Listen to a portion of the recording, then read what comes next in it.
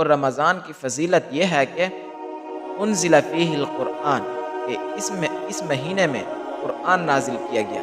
اس کا مطلب یہ نہیں کہ پورا قرآن رمضان کے مہینے میں دنیا میں نازل ہوا، بلکہ اس کا مطلب یہ ہے کہ پورا قرآن لوح محفوظ سے آسمان دنیا پر مکمل نازل ہوا، پھر حسب ضرورت 23 سال میں اترتا رہا۔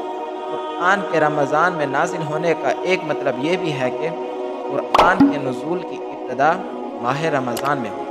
مسند احمد کی حدیث نمبر 1632 میں حضرت واثلہ بن اسقع رضی اللہ تعالی عنہ سے روایت ہے کہ رسول اللہ صلی اللہ علیہ وآلہ وسلم نے ارشاد فرمایا، حضرت ابراہیم علیہ السلام کے صحیفے رمضان کی پہلی رات میں ہوئے تھے، یعنی نازل ہوئے تھے۔ تورات ماہ رمضان کی 6 تاریخ کو، انجیل 13 تاریخ کو اور قرآن ماہ رمضان کی 24 تاریخ کو نازل ہوا۔ یہ کتابوں کی جو تاریخ بتائی گئی ہے، یہ کتابیں مکمل ایک ہی دفعہ نازل ہوئی تھی۔ قرآن کریم کی یہ خصوصیت ہے کہ یہ 23 سال میں رفتہ رفتہ نازل ہوا۔